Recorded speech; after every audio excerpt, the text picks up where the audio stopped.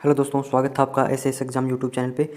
दोस्तों, जैसे कि अपने क्लर्क और एमटीएस टू ऑडिटर जो प्रमोशन है, ऑडिटर के अंदर प्रमोशन है, उस एग्ज़ाम की तैयारी कर रहे हैं। तो दोस्तों, इसी कड़ी में मैं आपको आज डिफेंस अकाउंट कोड के टॉप 25 जो इंपॉर्टेंट क्वेश्चन है वो मैं आपको बताऊंगा। इससे पहले की वीडियो में मैंने 2014 और 2018 के जो प्रीवियस एग्जाम्स आए हुए हैं उनके बारे में आपको डिटेल जानकारी दी है। तो ठीक है दोस्तों, तो बिना कोई समय वेस्ट किए शुरू करते हैं। क्वेश्चन नंबर 1 है दोस्तों, who prescribes the forms in which the accounts should be kept in the office of the DAD. दोस्तों, जो डीएडी ऑफिस है, डीएडी का जब नाम आ जाएगा तो आपको क्या आंसर टिक करना है, सीजीडीए। ठीक है, जो अपने हेड ऑफ द डिपार्टमेंट है डीएडी का दोस्तों, वो सीजीडीए ही है, तो उसके पास ही पावर है कि वो फॉर्म प्रेस्क्राइब करे। ठीक है, डीएडी के अंदर। तो आगे चलते हैं दोस्तों। क्वेश्चन नंबर 2 है, in which case CDA can address the C and AG and CGA. ठीक है दोस्तों, तो सीडीए जो है, रीजनल सीडीए या पीसीडीए हैं, वो सीएजी को, कंट्रोलर एंड ऑडिटर जनरल को और कंट्रोलर जनरल ऑफ अकाउंट्स को, जो ministry of finance department of expenditure का है, उनको कब एड्रेस करेंगे दोस्तों, रूटीन मैटर्स पे। अगर उनको कोई स्पेशल कोई मैटर डिस्कस करना है तो वो सीजीडीए के थ्रू होकर जाएगा, मिनिस्ट्री ऑफ डिफेंस के थ्रू होकर जाएगा, डिफेंस सेक्रेटरी के थ्रू। ठीक है दोस्तों, इसकी अथॉरिटी आप पढ़ सकते हो, para number 13 of chapter 1 of account code. ठीक है, आगे चलते हैं दोस्तों। क्वेश्चन नंबर 3 है, who maintains the complete accounts of central government and each of a state with the bank. दोस्तों, काफ़ी इंपॉर्टेंट क्वेश्चन है ये। 3 जो लाइन मैं आपको बताऊंगा अभी, ये 3 लाइन दोस्तों काफ़ी इंपॉर्टेंट है और आपको इनमें से एक क्वेश्चन आपको अपने एग्जाम में देखने को मिल जाएगा। ठीक है दोस्तों, कई लोग सोच रहे होंगे सर ये एक ही एक बात है, एक ही एक क्वेश्चन है, आप बहुत बार करवाते हो, हर एक लेक्चर में बहुत सी बातें रिपीट होती है। तो दोस्तों, मैं जानबूझ के वो बातें रिपीट करवाता हूँ ताकि आपको याद रहे। दोस्तों, ये सिलेबस ऐसा है, टॉपिक ऐसा है, जो ऐसी एग्जाम है वो ऐसा है, बहुत ही कन्फ्यूजिंग एग्जाम है और जिसके अंदर आपको चीज़ें याद नहीं रहेगी एक बार पढ़ने से। ठीक है, तो आप बार बार लिख लिख के बोल बोल के आप याद करोगे, जब वो चीज़ें याद रहेगी। ठीक है, इसलिए मेरा मकसद यही है कि आपको क्लास के अंदर याद हो जाए। आप आधा घंटा 20 मिनट ये वीडियो देखो तो आपको बार बार उसको नोट्स को पलट के नहीं देखना पड़े। ठीक है, तो ये देखिए दोस्तों, who maintains the complete accounts of central government and each of state with the bank. Civil ministry के बारे में दोस्तों बात कर रहे हैं। तो ये अकाउंट्स कौन मेंटेन करता है दोस्तों, RBI, central account section, Nagpur. ठीक है दोस्तों, तो इसके बाद सेकंड लाइन क्या है दोस्तों, EFPB, E focal point branch for all non civil ministries. ठीक है, तो नॉन सिविल मिनिस्ट्रीज़ के दोस्तों कौन अकाउंट मेंटेन करता है, SBI CMP ब्रांच, मुंबई।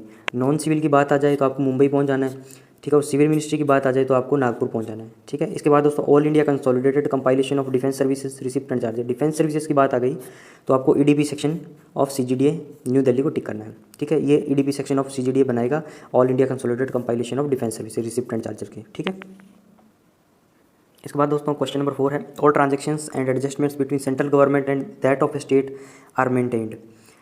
दोस्तों, सेंट्रल गवर्नमेंट और स्टेट गवर्नमेंट के बीच में जो ट्रांजेक्शन है, जो एडजस्टमेंट है अकाउंट्स का, वो कैसे होगा, वो कैश बेसिस पे होगा दोस्तों। ठीक है, या तो चेक इशू कर देंगे या डिमांड ड्राफ्ट इशू कर देंगे। ठीक है, तो ये आपको अकाउंट कोड पैरा नंबर 19 के बी में देखने को मिल जाएगा। ठीक है, आगे चलते हैं दोस्तों।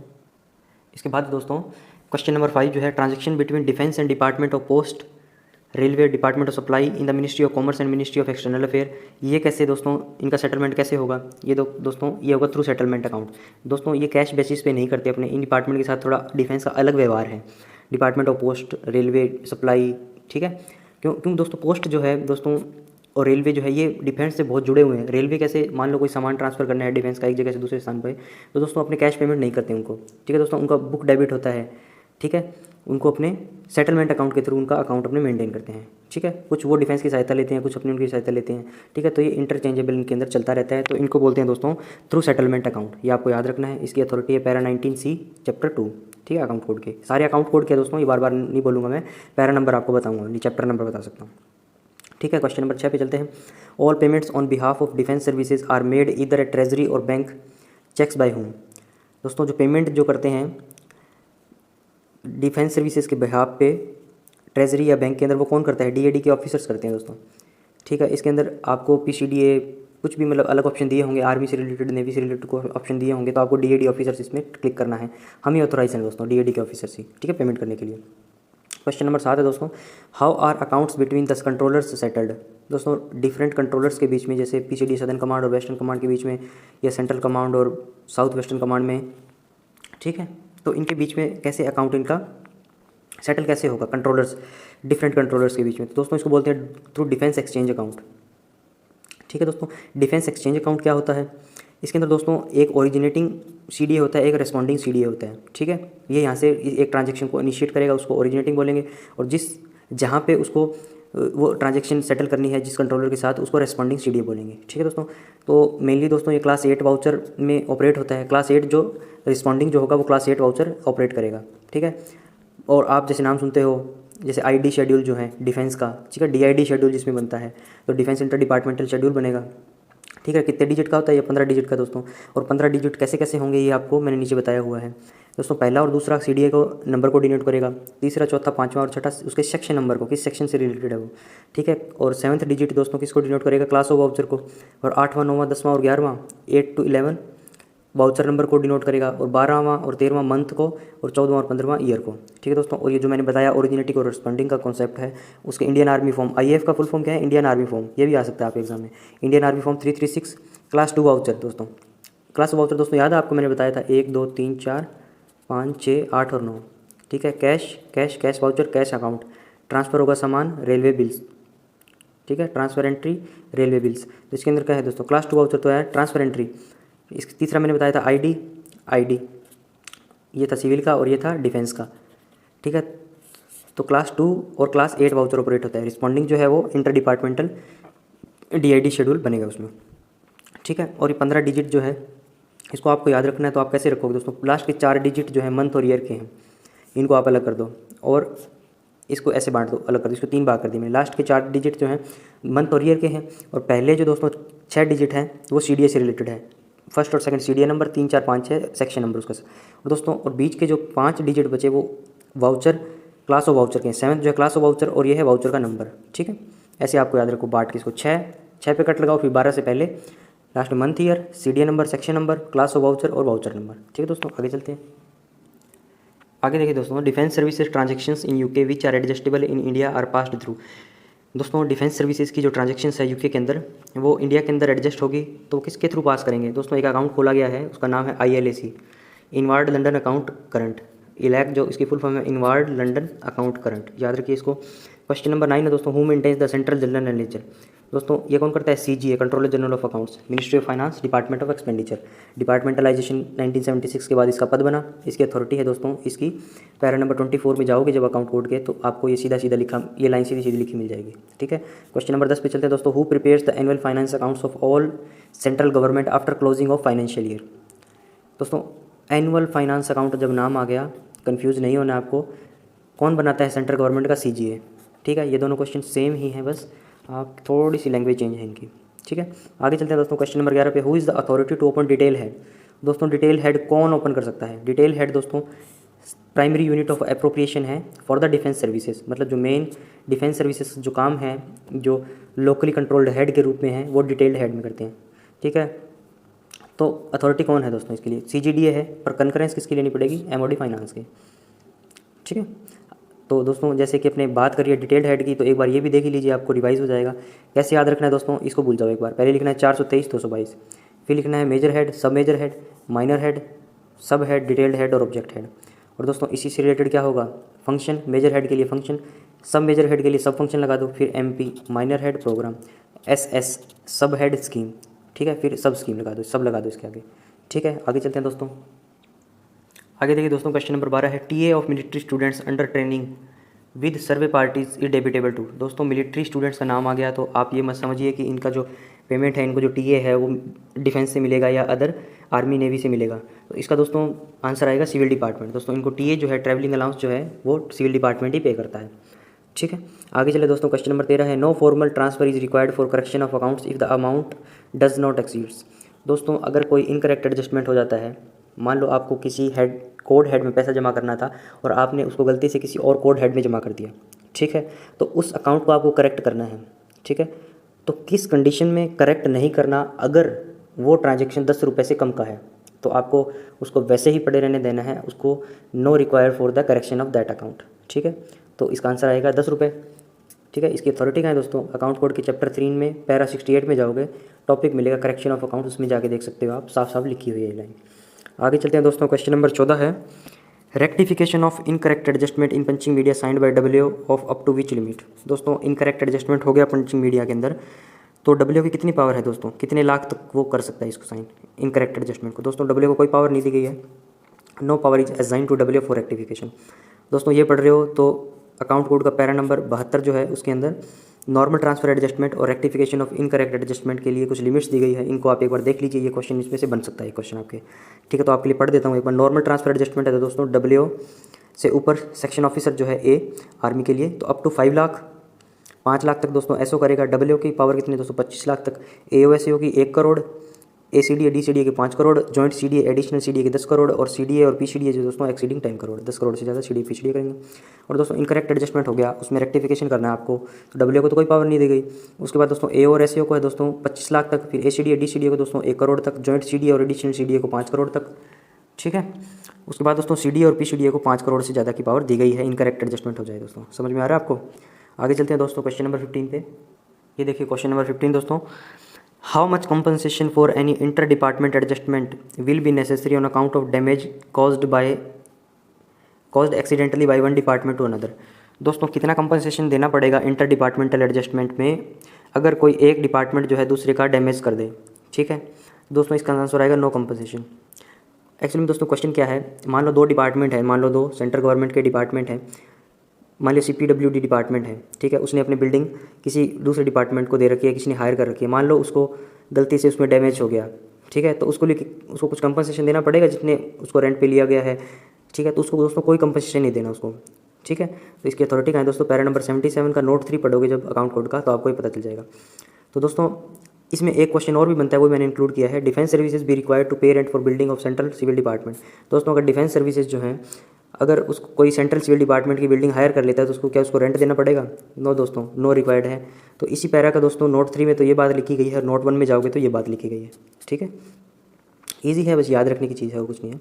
क्वेश्चन नंबर 16 दोस्तों क्या है, what is suspense account, is it major head और माइनर हेड। दोस्तों सस्पेंस अकाउंट क्या है, ये सबसे पहले तो आपको ये पता होना चाहिए। इसकी डेफिनेशन दोस्तों, receipts and payments which can not be taken to final head at once owing due to lack of information. दोस्तों मान लो मुझे कोई रिसिप्ट लेनी है या मुझे कोई पेमेंट करना है।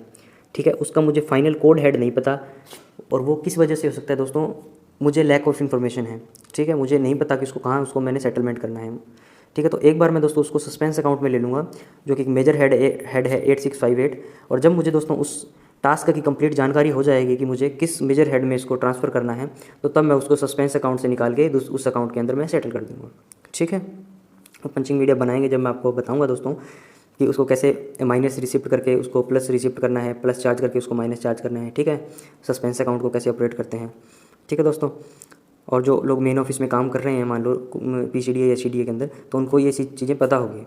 ठीक है, आगे चलते हैं दोस्तों। क्वेश्चन नंबर 17 क्या है, the recoveries as between different departments of the same government be treated as. दोस्तों क्वेश्चन क्या है, मान लो A और B 2 डिपार्टमेंट है। ठीक है, सेम गवर्नमेंट के। ठीक है, तो ये बोल रहा है दोस्तों, ये एक दूसरे से अगर रिकवरी करते हैं तो वो क्या माना जाएगा दोस्तों वो डिडक्शन फ्रॉम एक्सपेंडिचर माना जाएगा। ठीक है, क्यों माना जाएगा दोस्तों, मान लो एक डिपार्टमेंट ने दूसरे डिपार्टमेंट से रिकवरी कर ली, तो दोस्तों ऐसा माना जाता है कि उसके एक्सपेंडिचर में डिडक्शन हो गया। ठीक है, एज ए उसको रेवेन्यू काउंट हुआ है बट उसके एक्सपेंडिचर में डिडक्शन हो गया। ठीक है, ये बात आपको याद रखनी है। तो दोस्तों रेवेन्यू किस केस में होगा दोस्तों, रेवेन्यू होगा 3 या 4 डिपार्टमेंट हैं उनके केस में। वो कौन कौन से हैं दोस्तों, वो डिपार्टमेंट हैं दोस्तों रेलवे, पोस्ट और टेलीकम्युनिकेशन, उसके अंदर अपने उसको रेवेन्यू इंक्लूड करते हैं। ठीक है दोस्तों, अगर एक दूसरे से अपने रिकवरी करते हैं डिपार्टमेंट से डिफेंस के साथ, तो उसको अपने क्या बोलते हैं दोस्तों, रेवेन्यू। अगला क्वेश्चन है दोस्तों, recovery affected after close of the accounting year in which expenditure was incurred. दोस्तों जिस ईयर में एक्सपेंडिचर हुआ है, ठीक है, उससे अगले साल में उसकी रिकवरी हुई है, तो वो दोस्तों रेवेन्यू माना जाएगा उस नेक्स्ट ईयर के लिए। ठीक है, तो ये 2 क्वेश्चन है दोस्तों, इसको आपको याद रखना है। पहला है डिडक्शन फ्रॉम एक्सपेंडिचर, अगर सेम गवर्नमेंट के डिफरेंट डिपार्टमेंट से रिकवरी करते हैं तो उसको डिडक्शन फ्रॉम एक्सपेंडिचर मानेंगे। अगर रेलवे, टेलीकम्युनिकेशन और पोस्ट से संबंधित है तो उसको रेवेन्यू मानेंगे। ठीक है, अगला क्या है दोस्तों, अगर एक साल में जो एक्सपेंडिचर हुआ है उसकी रिकवरी अगले फाइनेंशियल ईयर में हुई है, तो उस फाइनेंशियल ईयर के लिए दोस्तों वो रेवेन्यू माना जाएगा जो पिछले साल के लिए एक्सपेंडिचर था। ठीक है, और उसकी रिकवरी अगले साल हुई है। ओके, आगे चलते हैं दोस्तों। आगे देखिए क्वेश्चन 18 नंबर क्या है दोस्तों, what are debit scrolls of payment. दोस्तों डेबिट स्क्रॉल क्या होता है, क्रेडिट स्क्रॉल क्या होता है, फोकल पॉइंट ब्रांच क्या होती है, ये थोड़ा सा मैं आपको इसके बारे में बताऊंगा। दोस्तों what are debit scrolls of payment. दोस्तों अपने जो DAD डिपार्टमेंट है, अपने किसी भी मान लो थर्ड पार्टी को या किसी को भी अपने पेमेंट करते हैं, मान लो एक्सपेंडिचर करते हैं, तो दोस्तों जो फोकल पॉइंट ब्रांच जो है उसका डेली दोस्तों एक स्क्रॉल बनाती है। ठीक है दोस्तों, उसको डेबिट स्क्रॉल बेस बोलते हैं दोस्तों।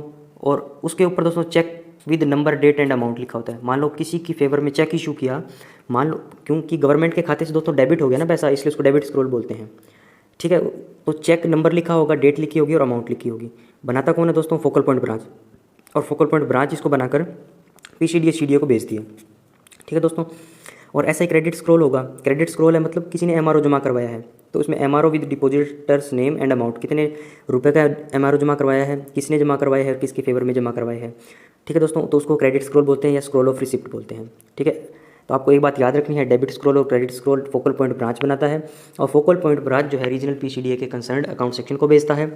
ठीक है, और दोस्तों ये जो है इसकी अथॉरिटी जो है पैरा नंबर 94 में अकाउंट कोड के दी गई है।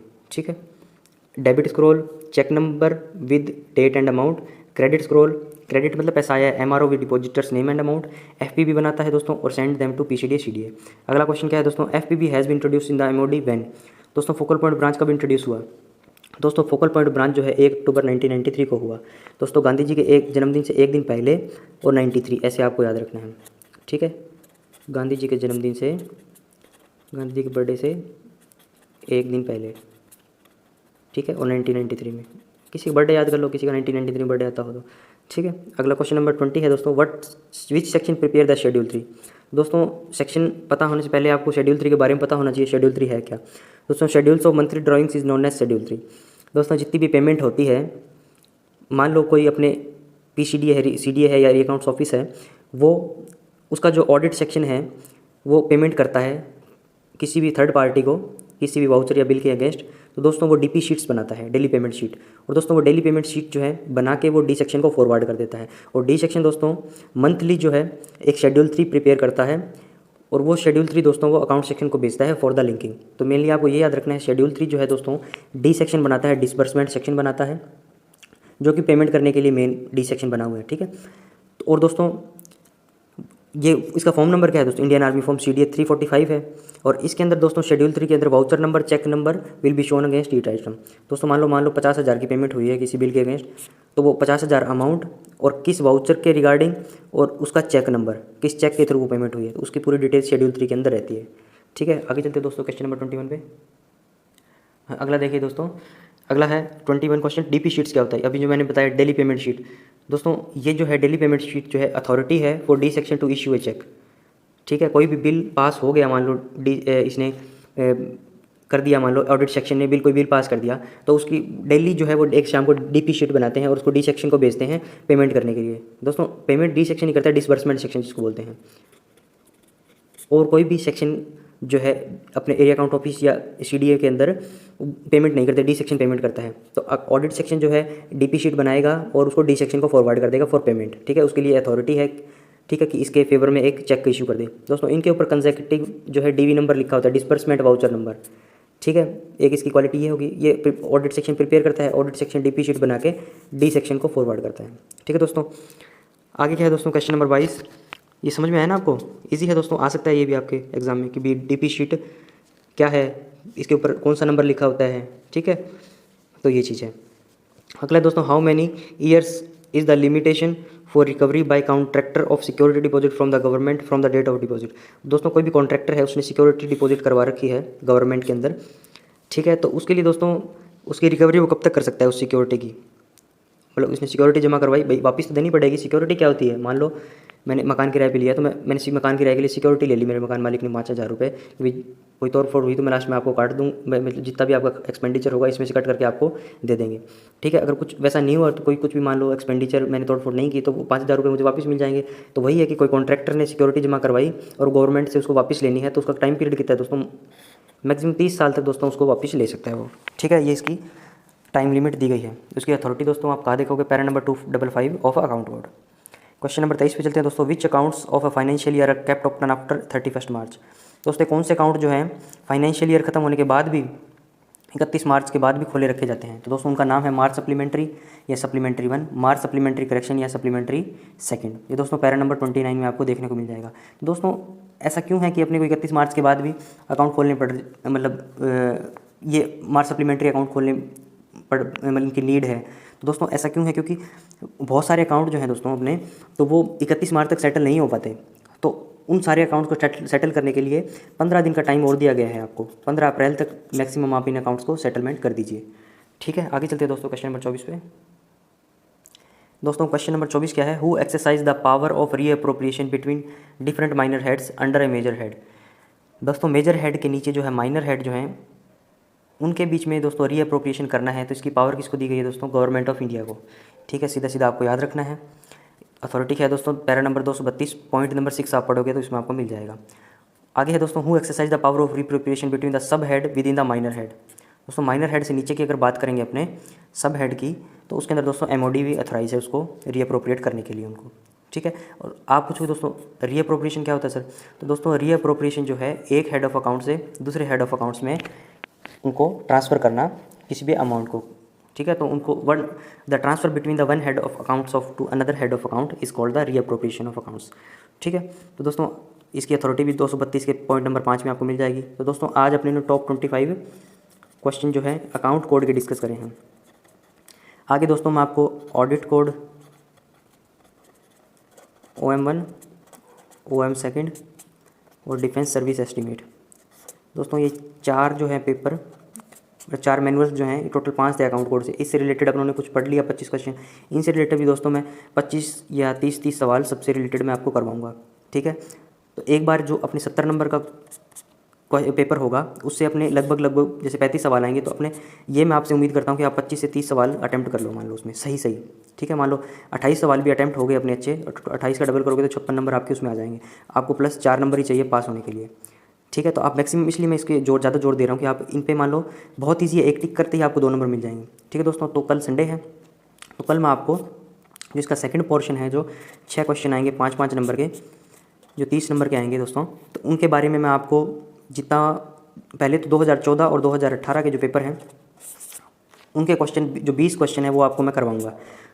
ठीक है, ये होने के बाद अपने नेक्स्ट इसी स्ट्रेटजी में काम करेंगे, ये करवाऊँगा और फिर अपने 1 वीक के लगभग बाद मैं आपको इन बुक्स में लेके जाऊँगा।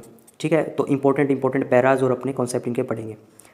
ठीक है दोस्तों, और लगभग 3 हफ्ते के बाद अपने DO लेटर और जो सिंपल लेटर और अपने SS पे बात करेंगे। ठीक है दोस्तों, इंग्लिश आप एक बार खुद पढ़ लेना, बाद में मैं थोड़ी आपको वोकैबुलरी थोड़ी सी रीड करवाऊँगा, इंपॉर्टेंट जो वोकैबुलरी होगी। ठीक है दोस्तों, तो आज का वीडियो यहीं पे रैप अप करते हैं, काफ़ी लंबा वीडियो हो गया आज का। ठीक है दोस्तों, तो आप चैनल को लाइक करें, शेयर करें दोस्तों के साथ और सब्सक्राइब करें। और दोस्तों PDF के रिगार्डिंग आपको सूचना देना चाहता हूँ, PDF SAS एग्ज़ाम आप कीवर्ड सर्च करोगे टेलीग्राम पे, PDF SAS एग्ज़ाम जो ये सर्च करोगे आप टेलीग्राम पे, तो आपको ग्रुप मिल जाएगा, उसके अंदर ये PDF मैं डाल दूँगा अभी इसको कंप्लीट होने के बाद। ठीक है दोस्तों, तो आज के लिए थैंक यू, बाय बाय।